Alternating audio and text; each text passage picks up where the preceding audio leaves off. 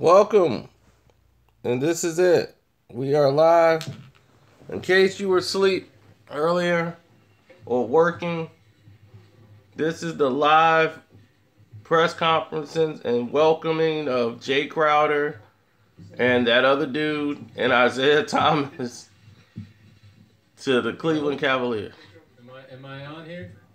Okay. And Ty Lue is woke. They just woke him up. This is an extremely exciting day for the Cavaliers and our organization in the city of Cleveland as we welcome the newest members of our Cavaliers family. You are a new member of new general manager. Just left on down. Isaiah Thomas, just being around him the last couple days, you realize what a special human being this guy is. Obviously, you talk about him being an all-star and what he did for the Celtics, but he is just an incredible, high-character human being. And you can tell he fights for everything, and everything he's earned,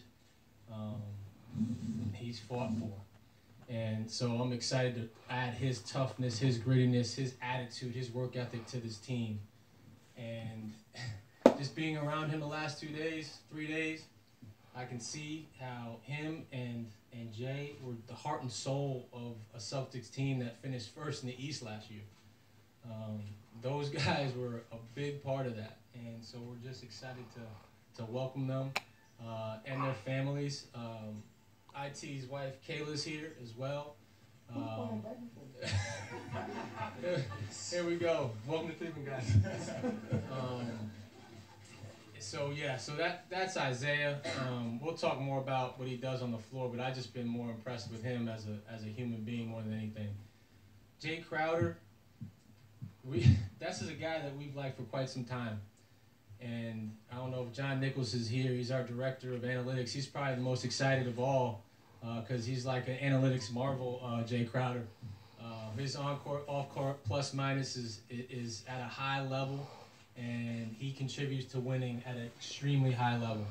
That's why we value him to that extent. But he also brings a tough, gritty attitude defensively, pick up the best player. He's going to bring that to this team. And he's a core piece to this Cavaliers team moving forward. Jay has also gotten better every year he's been in the league. He's also added to his repertoire. His three-point shooting was at a career high last year of something like 39.8%. That's going to add tremendous value to our team as he spaces the floor for us, but also picks up the other team's best player. Ante Zizic we know pretty well through the draft process and then also scouting him this past year. He's a 20-year-old that's played at the highest level of the EuroLeague. He's also tough. He plays with motor, and we're excited about his growth as a young big for this franchise. So this is a great J for our franchise in terms of adding these players to our team. And Coach Lue will talk about how he's going to integrate them. But these guys are going to add a whole lot to this franchise. So with that said, before we do Q&A, I would like to formally introduce them with jerseys. So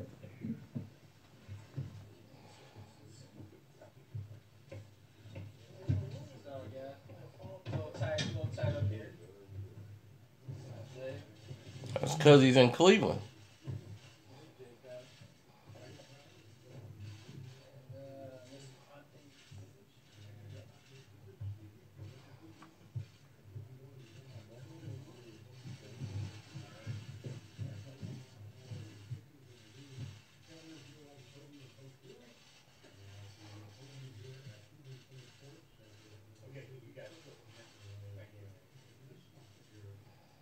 Got that new Goodyear logo.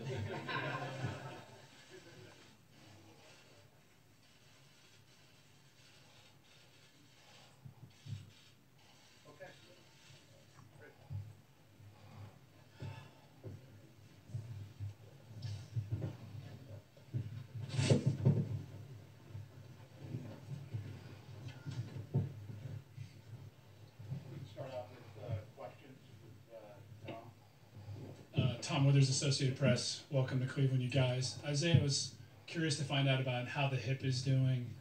If you can give us any kind of timetable on when you might be ready to play.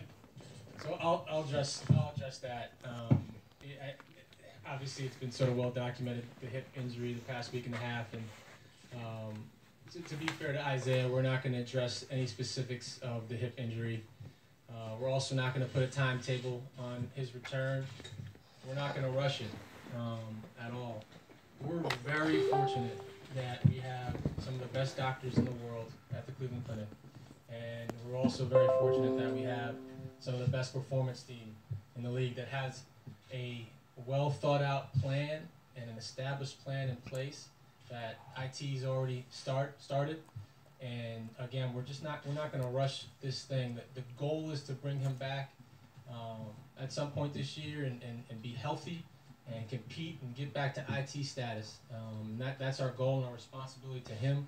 But we're just not going to address the specifics of the injury and not going to comment on a timetable. With all due respect, Isaiah, can you tell us what you're able to do right now?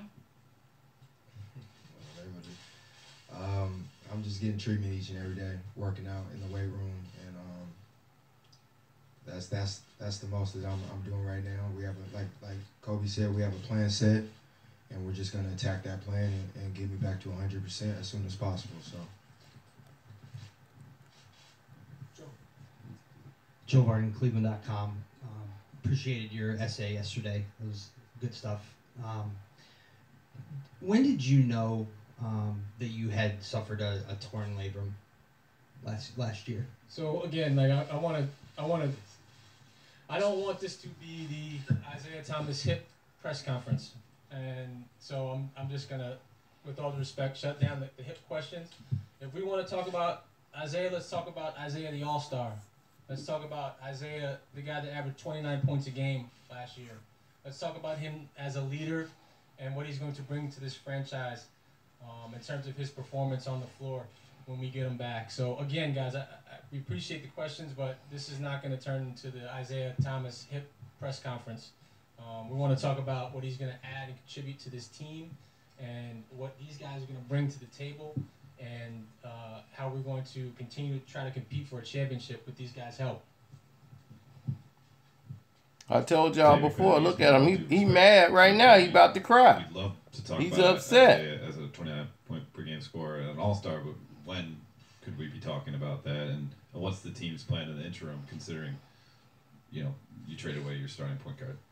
Sure. So we're very fortunate to have signed Derrick Rose. And we've also had Jose Calderon, who's been in the gym every day since I think we acquired him. So he's sort of locked in and ready to go as well. We don't, again, I'm not going to put a timetable on it. I don't think it's fair to put a timetable on it. We're not going to rush to bring him back. But that's sort of where we're gonna leave it. And I appreciate the question, but that's sort of where we are on that. I follow up with that. Isaiah, nice to meet you. What interaction have you had with LeBron James since you found out about the trade 16 days ago?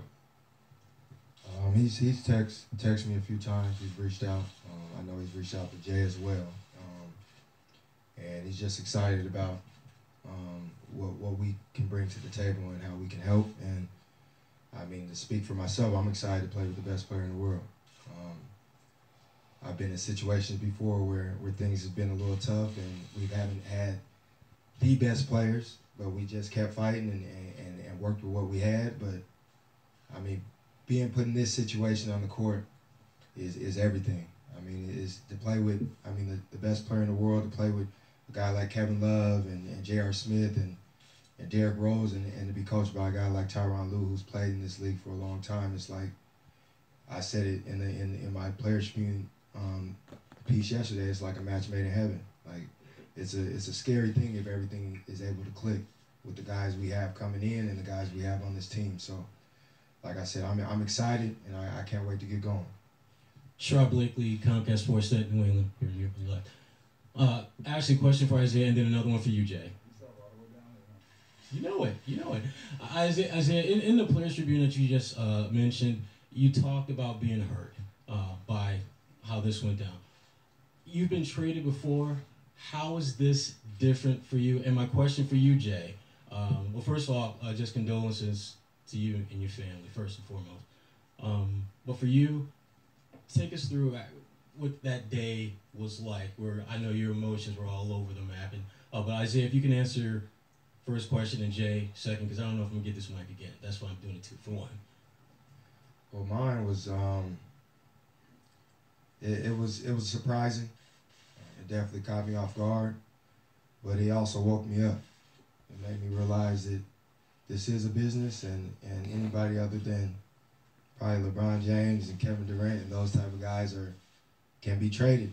And I prayed on it. I thought about it. I slept on it, and I'm thankful for this opportunity. I'm blessed to be able to be traded to a situation where realistically we can win the championship next year. Like, I couldn't ask for any better. And I'm just taking it day by day, making this transition, because that's going to be the hardest part, transition to my family and things like that. But the basketball standpoint, I mean, it's going to be easy. I've been playing, shooting on the 10-foot hoop since I was like 7. So the balls are the same and the hoop is the same. And to be able to be in this organization and compete is what I'm excited about. Does it hurt more, Isaiah, the fact that when you look at their core going forward, you had a direct hand in all three of those guys? He didn't like how it was I handled. built that, but it's all good. Like I said, it's the business of it, and there's no hard feelings. I'm not upset with anybody. I was surprised, like I said, but I'm happy to be here. My kids is in school, so as long as they're not tripping, then I'm good for the most part. So, like I said, it's basketball, and we'll figure out everything else when that time comes. And Jay, just that day for you, and just kind of putting everything in perspective and dealing with all that you had to deal with. Well, there's a lot going on that day, obviously. The good thing about the whole ordeal was I was able to whisper it to my mom before she said it. I was able to tell her we're going to please. And 5 minutes later, she passed. But yeah, that day was tough. But it was a good day for myself, for my basketball career, to move on to an organization like this, like the Cleveland Cavaliers, and to be able to put myself in position to play for it all.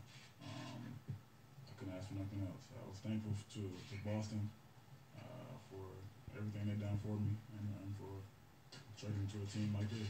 I was thankful for the opportunity. Yeah, that day was pretty wild. Jason Lloyd, The Athletic. Kobe, I understand you don't want to talk about the hip, but I'm just curious. We're more than 3 months out, almost 4 months out since the injury. So is it that you don't have a timeline yet, or you don't want to put undue pressure on him to meet the timeline to return? So our responsibility is to get him back to 100%. And that's our goal. And our performance team, like I said in previous questions, has mapped out a great plan, a multifaceted plan to really attack this thing. And Isaiah is deeply committed to that. And so day by day, as he gets better, I think we'll have a better grasp of it, and we'll let you guys know when those thresholds are crossed. But that's sort of all comment on that for now. But so it doesn't sound like you have a date in mind yet. It's not that you're not sharing it with us; it's that you don't have one. Is that fair? I don't want to talk about a timeline right now. No. Following up, are you confident that there's going to be enough time? Certainly, there's going to be a learning curve involved when you put Isaiah with LeBron and those two guys learn how to play together. Is there going to be enough time in your mind for these guys to figure that out and how to play together prior to what it's really going to count for the playoffs moving forward? Finally, a Coach Lou question.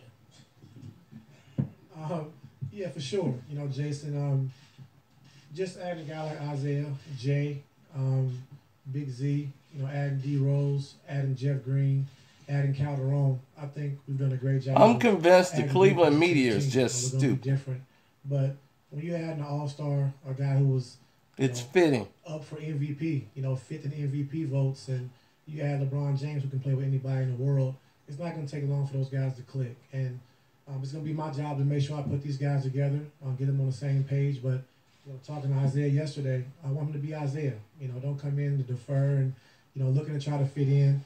And LeBron and Kevin and those guys, they don't want that. Come in, play his game, be aggressive, be the scorer that he is, that we know he can score the basketball. And we're just very excited that, we get a guy that averaged 29 points a game. He gets to the free throw line, makes big shots, not afraid of the moment. And it's big for us. And then you had a guy like Jay Crowder, who is a great defensive player, who can guard, 4 positions. He's a 40% three-point shooter, brings a lot of toughness, an element that we need to add to this team. So with D Rose being able to step in and, play those minutes until Isaiah gets back and gets healthy, and adding a veteran like Calderon, who is a very steady player, who doesn't turn the basketball over, is a great shooter, great free throw shooter. So I think we add the right pieces to this team, and Kobe's done a great job of doing that.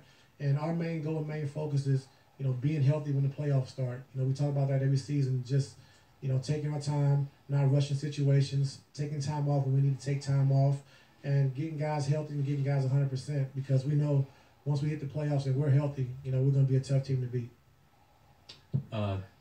Terry Pluto, Cleveland Plain Dealer. Isaiah, I was just thinking here, you were the last guy picked in the same draft where Kyrie went first. People talked about you being 5'9", you won't make it there. Now they're not talking about the hip. As a person and competitor, what do you think about when people are throwing questions at you yet again? It's just been my story. I'm fine with it. I can say if it was something new, like I average 29 a game and they still gonna talk. So I can be MVP one day and they're still gonna say something's wrong with my game, and that's fine. I accept that. I'm gonna keep using it as motivation, keep fighting and keep grinding and doing whatever it takes to win a championship. And that's just been my mindset since day one. So when it comes to basketball, that mindset does not change no matter where I'm at. I'm gonna continue to play like the way I know how, and continue to try to play to win, and that's all I can do.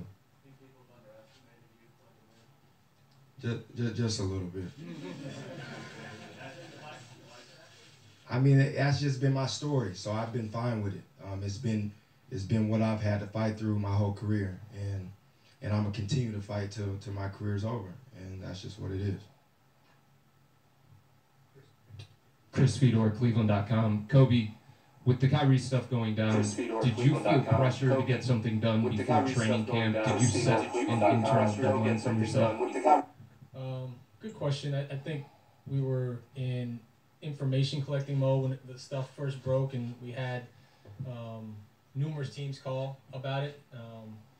Just taking a step back relative to Kyrie, I want to thank him from the organization.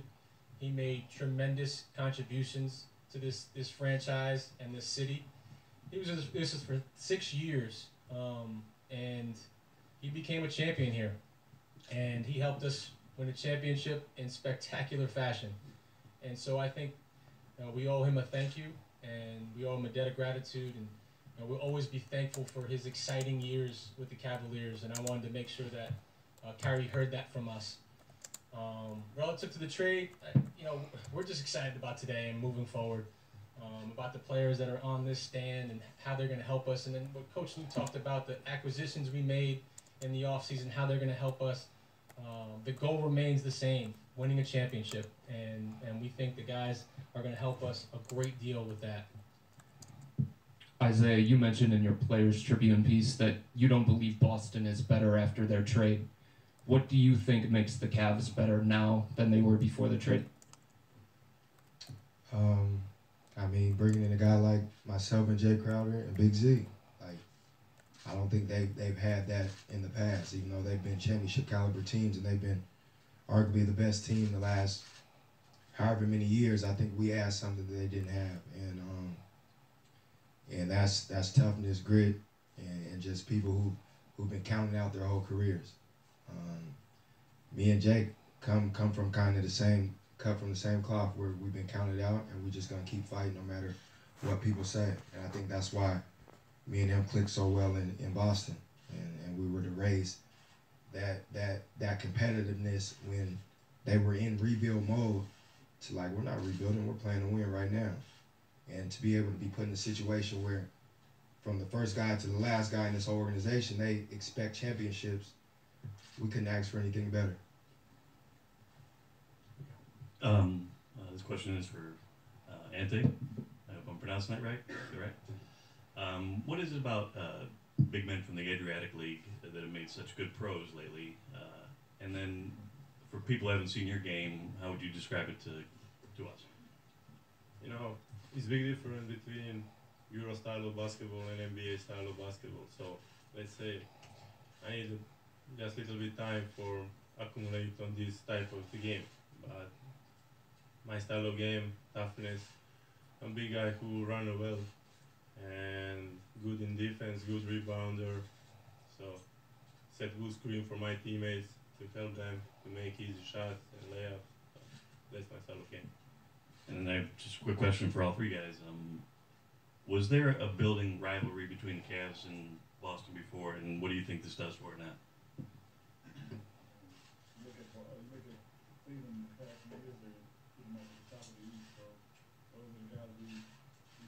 Cleveland can't even get working mics. What is going on with this place?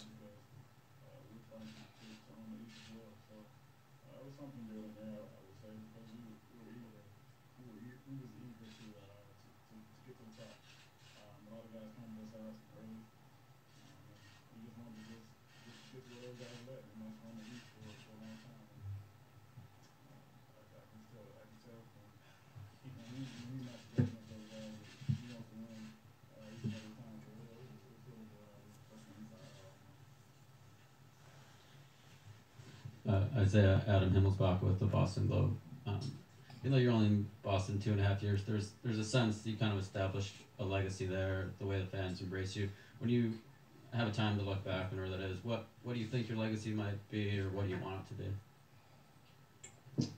I haven't had time to think about that, but I just want people to remember me as someone that left it all out there on the floor, but not even that. Most importantly, was a good person that respected everybody, and that's what it's about at the end of the day.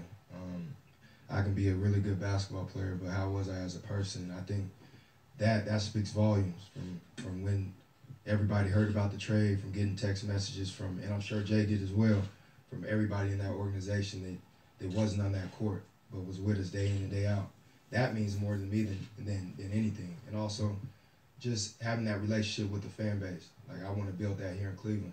I want them to know that I'm coming here and putting my hard hat on each and every day, and I'm giving my all to the end. And we're expecting to win, and I'm expecting to win the championship here. So I think that's bigger than being remembered as a legend on the court is how you're remembered as being a person that respected everybody, no matter who they were. And Jay, just real quickly, this summer obviously there's a lot of attention. They brought in Gordon Hayward, drafted Jason Tatum. Were you kind of excited about coming back to this team, or did you have concerns based on how the kind of roster was shaping up? A lot of ring players, stacked up. So, and by the way, I got every email you sent me, every phone call you call, I got it too, by the way. But yeah, it was a little concern, and I made it clear to the organization that I was concerned about it, and I just wanted some more direction, and I think they gave it to me with the trade. They gave me what they wanted to do. They showed me what they wanted to do. I respected it. Jeff Shadell, News Herald. Ty, talk about how's your team going to be different now without Kyrie? Well, Kyrie was a big part of what we did, and like Kobe said, probably making the biggest shot in Cleveland history, being one of the biggest shots in NBA Finals history, and he was a big part of what we did. And just like to say thanks to him for what he's done, and but now my thing is that we have to move forward. We got to get this team ready to gel together, be on the same page, and one common goal, and that's winning the championship. And I think the guys that we have here, the guys Kobe was a symbol for our team. I think we have a great chance of doing that. And I talked about guys already, and adding Jeff Green, who's a guy who can take it off the glass and push it 94 feet, make a play at the basket, gives us athleticism. He's a great passer. D Rose, who averaged 10 points in the paint last year in New York, who averaged 18, 5, and 4 of getting to the basket. I think playing with our team and the way we space the floor and the shooters that we have, he'll be living in the paint and be able to do that. Calderon's a steady guy who, like I said, is a backup who come in, is not going to turn the basketball over. Great shooter. He's a great passer. And then, just waiting for when Isaiah gets healthy. And then adding Jay Crowder, who's a guy who can guard 4 positions, make open shots, he can get to the basket. So I'm just very excited for what we have. It's going to be different, without Kyrie, as far as, to start a guy who can go one-on-one and get a shot off at any time, But from another standpoint, we're going to change our offense a little bit and do things a little different. And I'm very excited about that opportunity. I'm very excited about that challenge. And once we get everyone back and get everyone healthy, I know we're going to be a great team. So I'm very excited for it. Isaiah, I share Joe's sentiments about your Players Tribune piece was really illuminating. But what's it been like for you to go through this process, being on a contract year, and does that add pressure to your mindset of integrating yourself to Cleveland? No, when it comes to basketball, there's no pressure. I work too hard to even think about pressure. So when that time comes where I'm able to be on the court and play at the level I know I can play at, that will take care of everything else. Kobe, this question is for you. You've talked about. This is my second question. Yeah. So anyway, with your timeline for Isaiah, can you say that it does or does not include the possibility of surgery? Our plan is a non-surgical plan. Y'all hear that? Everybody wants the doctors now. Brad Bornable here for the Boston Herald. Just quick question for Jay and for Isaiah. Discuss the importance of building a relationship with the fans. How do you build those relationships and how do you keep them stronger? I think just how we play. How we play is what attracts everybody to us. Like when we played in Boston, we just gave it our all each and every night.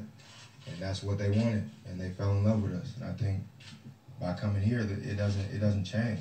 We're just gonna fight each and every night, and they're gonna see that no matter what, we're gonna give it our all. And I think that's what makes people like who we are. And I mean, Jake can answer. Yeah, it's not about social media or anything like that, connecting with them. It's all about showing what you bring to the team and showing how much you respect the game of basketball. And from that alone, you win over fans just by giving it your all. And, make open shots, he can get to the basket. So I'm just very excited for what we have. It's going to be different, without Kyrie, as far as, to start a guy who can go one-on-one and get a shot off at any time, But from another standpoint, we're going to change our offense a little bit and do things a little different. And I'm very excited about that opportunity. I'm very excited about that challenge. And once we get everyone back and get everyone healthy, I know we're going to be a great team. So I'm very excited for it. Isaiah, I share Joe's sentiments about your Players Tribune piece was really illuminating. But what's it been like for you to go through this process, being on a contract year, and does that add pressure to your mindset of integrating yourself to Cleveland? No, when it comes to basketball, there's no pressure. I work too hard to even think about pressure. So when that time comes where I'm able to be on the court and play at the level I know I can play at, that will take care of everything else. Kobe, this question is for you. You've talked about. This is my second question. Yeah. So anyway, with your timeline for Isaiah, can you say that it does or does not include the possibility of surgery? Our plan is a non-surgical plan. Y'all hear that? Everybody wants the doctors now. Brad Bornable here for the Boston Herald. Just quick question for Jay and for Isaiah. Discuss the importance of building a relationship with the fans. How do you build those relationships and how do you keep them stronger?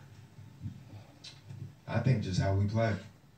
How we play is what attracts everybody to us. Like when we played in Boston, we just gave it our all each and every night. And that's what they wanted. And they fell in love with us. And I think by coming here, that it doesn't change.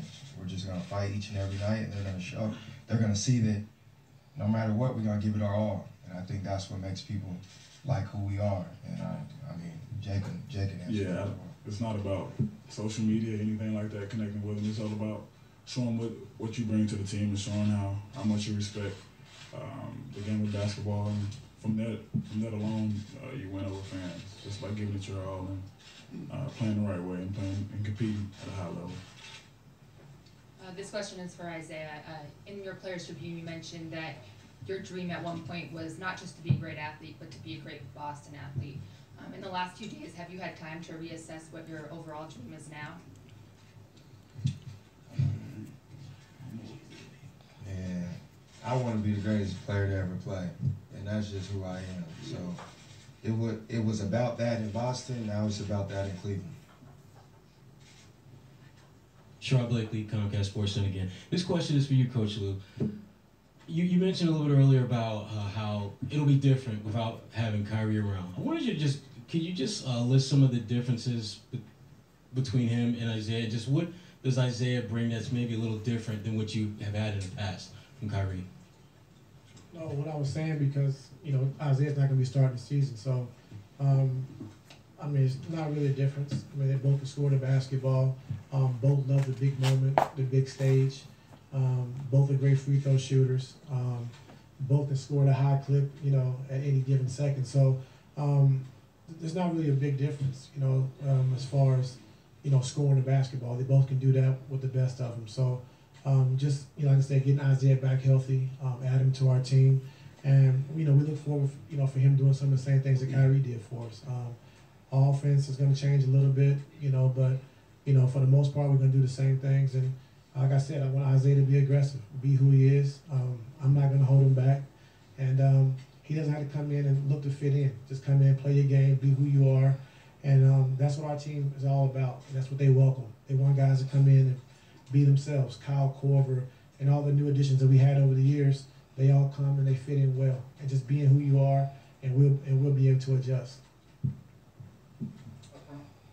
Guys, I'm Michael Bevan with the Akron Beacon Journal. Isaiah, you're going to be teaming up with LeBron, like we said, and also Derrick Rose, a guy you've played against over the years. And for you, Jay, going up against guys like J.R. Smith, what's it going to be like being on their team now when you guys have built up those rivalries?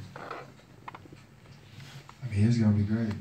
Like I said it before, to be able to be on the same team as arguably the best player to ever play is going to make the game easier for all of us. And then you add guys like you said, J.R. Smith, Kevin Love, and Derrick Rose. Like, Derrick Rose is really good, and he's still really good, and I think his peers know that more than anything. So having guys like that on the team, it's just, at the end of the day, it's going to make it easier for everybody. And like Coach said, once we gel and figure things out, and this is a team where I've watched from afar, no matter if there's new guys on the team midway through the season, a guy like LeBron makes it that much easier for everybody else, just because how good he is and how good everybody else is. And you can see it's a team. It's really a team that likes to have fun. And they're excited about everybody's success. And you don't get that a lot. Yeah, it's basically from the outside looking in, you see how as a team they gel. I'm gonna come in and do the same thing. I'm gonna be a professional. You gel with the guys, you try to build relationships with them because it makes the game a lot easier once you do so. So first and foremost, you come in, you try to be a good teammate to everybody, and you gel because without camaraderie in that area, it's tough on you to get wins every night in, night out. So that's what I look at. Alex Super 92.3. Bye, Big Will. Have you given thought to playing Jay with LeBron at the same time and what that gives you defensively? Yes, I have. Yeah, great question. But no, I think, adding a guy like Jay, who I talked about, can guard 4 positions. He's going to make it easy for LeBron. Having Jay and LeBron on the floor together at the 3-4, Jay can always guard a tougher opponent, which allows Bron to roam, which he loves to do on defense, and, pick off steals and passes and anchor our defense by talking and communicating. So it's going to be a great duo defensively, and I'm excited for it. Jay, Fred McLeod, Fox Sports Ohio. Two-part question. What was it like trying to slow down LeBron James and now being on the floor with him? how much do you relish that opportunity? What was it like trying to slow him down? It's like, it's very tough, obviously. He's the best player in the world. It's tough. I try to study him. I study play calls, as Coach knows. It's tough. You got to do your homework for sure. You get embarrassed. And I learned that the hard way early in my career. And from that point on, I took it very serious to match up with him because he's a hell of a player. He just got my respect just by the way he approached the game. And for me to play alongside him, it'd be pretty scary for opponents, to play alongside of us too, with how dominant we are on the court and how fearful we play. It'd be very exciting for us to get along and play alongside each other. Spencer Davies, Basketball Insiders. Just for both of you, IT and Jay, to come over here to Cleveland. Sorry. For you guys to come over here to Cleveland, the relationships you guys have on the court and off the court, how much easier is that on you guys to make the transition over here, especially coming from Boston together? Yeah, I got the phone call. I immediately called him. He said, "Good thing I'm going with you." Real. I was like, yeah, that makes it a lot easier. You might make the transition a lot easier for us. And I remember I had just got traded to Boston a couple months before he did as well. And like they said, they was talking about tanking. And I come in the locker room, he's like, "What's that?" And you don't lose on purpose? That's not gonna happen. So from that point on, we clicked and we knew we were on the same page with this basketball thing. And from that point on, the rest was history. All right, that's going to wrap it up, everybody. Thank you. Great. Good job, guys.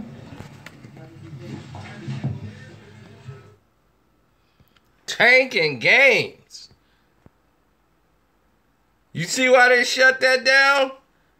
He said when I got to Boston, they were talking about tanking games.